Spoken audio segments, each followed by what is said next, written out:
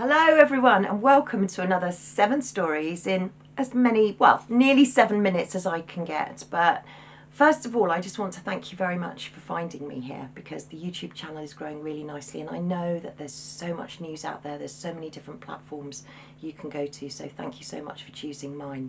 So let's start off with story 1, and I want to thank Tim Davies very much for bringing my attention to a word that I actually wasn't aware of. And if you aren't following Tim on Fast Jet Performance on YouTube, please do, because he talks some really good sense. But anyway, he brought this word to my attention, story 1, ethnocide. Do you know the definition of ethnocide? Let me read it to you. See what you think. Do you feel as though this could apply to you? So ethnocide refers to the deliberate attempt to eradicate the culture or way of life to a people. Ethnocide depends on the use of political power to force relatively powerless people to give up their culture, and is therefore characteristic of colonial or other situations where coercion can be applied. The term is sometimes used to refer to any process or policy that results in the disappearance of a people's culture. Do you feel your culture is disappearing? I kind of think mine is, or maybe it's disappeared. So perhaps we should be using that word a little bit more. Ethnocide. Story 2. A friend of mine got this through their door, and I really do rely on all of you to give me information, and you'll see as we go through I do rely on you to give me information. So thank you so much for sending me this from My Death, My Decision. This is the organisation that are pro-assisted dying.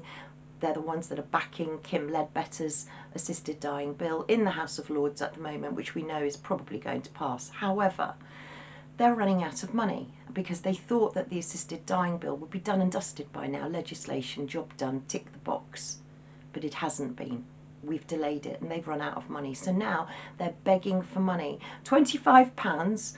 If you donate £25 to this organisation, you'll be able to send 10 leaflets to 10 members of the Lords.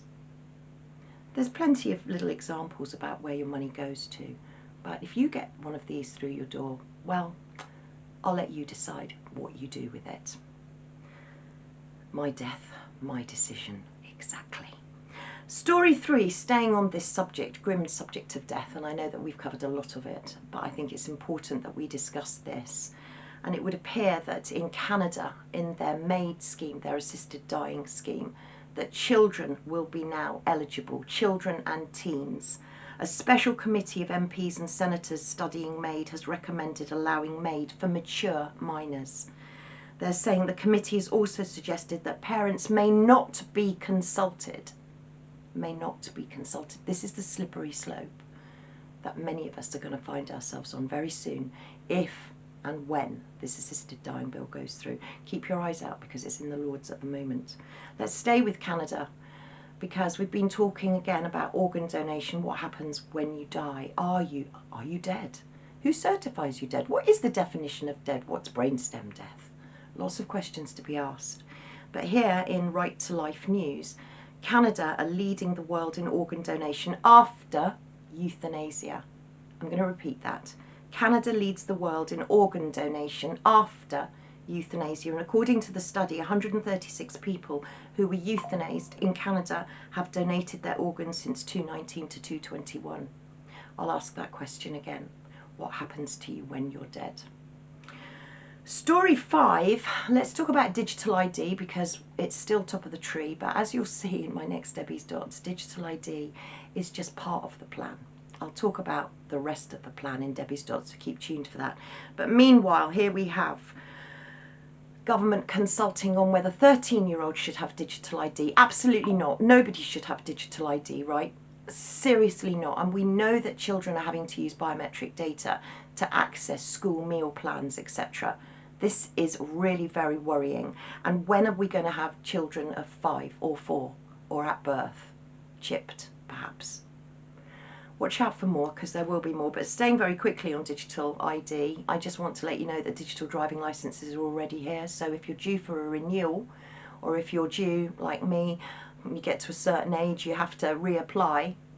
Are you going to be driving? Is this the line that you will cross, or will you insist that you'll never drive again? difficult decisions, difficult conversations to be had, including story 6. Well, if you're watching from the United States, are you aware that from October the 12th, you're going to have to give your biometric data to get into pretty much every European country?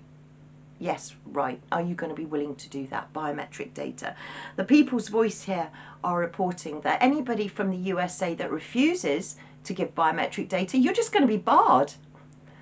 So that's a nice welcome, isn't it, to our friends from across the pond? But I just thought I'd bring that up in case you hadn't heard.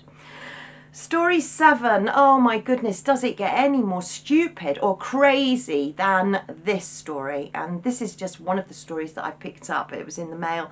The National Trust, that's another story, put vegan tampons in the men's toilets at a castle near Lake Windermere. Excuse me? I can't say any more, honestly. There's no words to be said. I'll just let you do the talking. Please comment. Oh, and by the way, the descriptions for all of these stories are going to be in the description underneath this YouTube.